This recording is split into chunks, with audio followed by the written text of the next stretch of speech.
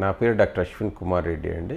ఇది very common question అండి. చాలామంది కంటే మా క్లినిక్ కూడా చాలామంది వస్తూ ఉంటారు. చాలామంది మనకు ఒక 6 months 1 year వరకు కూడా చాలా ఇబ్బంది పడి అది మెడ నొప్పి అని ట్రీట్మెంట్ మామూలుగా తీసుకొని మెడకు సంబంధించిన ఎంఆర్ఐ స్కాన్లతోని మెడకు సంబంధించిన ఫిజియోథెరపీతో మామూలుగా చేయించుకొని దాని తర్వాత they present to the clinic. But అల్టిమేట్గా వాళ్ళకి చూస్తే ఏంటంటే the cause will be the shoulder pain. ఈ భుజం నొప్పి మెడ నొప్పి రెండు కూడా ఒకదానికొకటి ఆల్మోస్ట్ రిలేషన్ లాగానే ఉంటాయి. అక్కడ డయాగ్నోస్ అనేది చాలా క్రూషియల్. దానికి ఈ భుజం నొప్పి అనేది ఏంటంటే ఎందుకు వస్తుంది అనేది చాలా కారణాలు ఉన్నాయి. అది భుజం లోపల ఏమన్నా ఇన్ఫెక్షన్ ఉన్నదా, లేకపోతే ఎక్స్ట్రా ఎముక ఏమన్నా లోపల పెరిగినదా, లేకపోతే కండరాలు ఏమన్నా వదులైపోయినాయా, లేకపోతే కండరాలు ఏమన్నా చినిగిపోయినాయా, లేకపోతే ఏ కారణం లేకుండా ఏంటంటే భుజం కూడా టైట్ అవుతూ ఉంటుంది. దాన్ని మనం అడ్హెసివ్ క్యాప్సులైటిస్ అంటాం. సాధారణంగా ఇది మనకంటే థైరాయిడ్ పేషెంట్స్లో, డయాబెటిక్ పేషెంట్లో ఏ కారణం లేకుండా టైట్ అయిపోతూ ఉంటుంది. ఈ కారణాలన్నీ కూడా భుజం నొప్పికి మనము కారణాలుగా మనం చెప్పవచ్చు. ఈ కారణాల కింద మనం దీన్ని డయాగ్నోస్ చేయాలి. అసలు ఎందు మూలంగా వచ్చింది. ఇప్పుడు ఇంతకుముందు నేను చెప్పినట్టు మీకు ఏంటంటే డయాబెటీస్ ఉందా, అన్కంట్రోల్ డయాబెటీస్ ఏమైనా ఉందా, లేకపోతే అన్కంట్రోల్ హైపర్ థైరాయిడ్ ఉందా, లేకపోతే ఇంకేదైనా శరీరం ఇంకా లివర్ డిజీజ్ ఉందా, ఇవి కూడా మనం కొన్నిసార్లు చూసుకోవాల్సి వస్తుంది. లేదంటే మనకి ఏమైనా ఎక్స్ట్రా పెరిగిన ఎముకలు ఏంటంటే మనం ఎక్స్రే ద్వారా గుర్తించవచ్చు. ఇది కూడా మనకు నార్మల్ ఉన్నప్పుడు వీ గో ఫర్ ఏంటంటే ఎంఆర్ఐ స్కాన్ చేస్తాం. మన పరీక్షలు చూసుకున్నాక ఏ కండరం అయితే దెబ్బతిన్నదో మనకు ఒక అంచనాకు వచ్చిన తర్వాత ఎంఆర్ఐ స్కాన్ చేపిస్తాము. దాని తర్వాత ఎంఆర్ఐ స్కాన్లో మనకు కండరం ఒత్తిడికి గురవుతూ ఉందా, కండరం చినిగిపోయిందా అనేది మనం చూసుకోవాల్సి వస్తుంది. దానికి సంబంధించిన అవి చూసుకున్న తర్వాత మన ట్రీట్మెంట్ ప్రక్రియలు మనం చేస్తాము. దానికి అప్పుడు భుజం ఫిజియోథెరపీ చేస్తాము, భుజం ఇంజక్షన్లు చేస్తాము, భుజంలో ఏ కీల్లోకి ఇంజక్షన్లు చేయాలో చూసుకుంటాము. ఒకవేళ బాగా కండరం చినిగిపోయి నంజుకుపోయినట్టయితే దానికి ఆర్థ్రోస్కోపీ కీ హోల్ పద్ధతి ద్వారా దానికి డే కేర్ పద్ధతిలో సర్జరీ చేస్తాము, which gives the excellent results.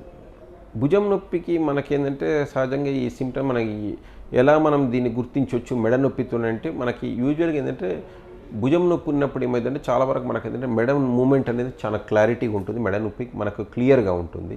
ఈ భుజం ఎప్పుడైనా కూడా ఏంటంటే ఒకవైపు తిరిగి మనం పడుకోవడం అనేది బాగా ఇబ్బంది అవుతూ ఉంది. ఎటువైపు భుజం నొప్పి ఉంటే అటువైపు తిరిగి పడుకోవడం ఇబ్బందిగా ఉంటుంది. నిద్రల నుంచి సహజంగా మేలుకో వస్తుంది. ఎందుకంటే మనం పడుకున్నప్పుడు ఏంటంటే చెయ్యి అటు ఇటు కదిపిస్తూ ఉంటాం, సడన్ పెయిన్తో మనం నిద్ర లేస్తూ ఉంటాం.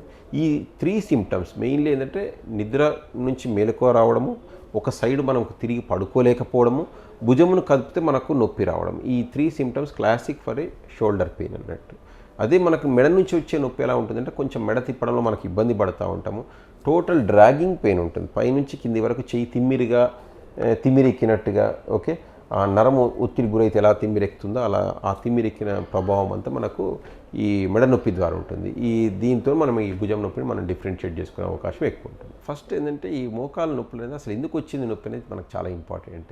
మోకాల నొప్పి అనగానే మోకాల అరుగుదలకు మనం చేయించుకోవడం అనేది అది జస్ట్ ఎ ఫూలిష్నెస్. అసలు వాట్ ఈజ్ ద కాజ్, అసలు దేని మూలంగా వచ్చింది, ఎప్పటి నుంచి వచ్చింది, వయసు రీత్యా వచ్చిందా, మనకి ఏమైనా దెబ్బ తగిలి వచ్చిందా, ఏమీ దెబ్బ తగలకున్నా వయసు రీత్యా లేకుండా కూడా మనకు మోకాలు నొప్పులు వస్తూ ఉంటాయి.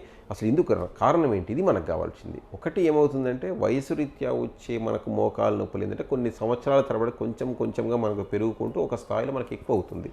అప్పుడు మనకి ఏంటంటే వయసు రీత్యా వచ్చిన మోకాలు నొప్పులు అంటాము. దీనికి సంబంధించిన ట్రీట్మెంట్ ప్రక్రియలు చాలా ఉన్నాయి. అంటే ఏ స్టేజ్లో మనం దీన్ని డయాగ్నోస్ చేస్తామండి.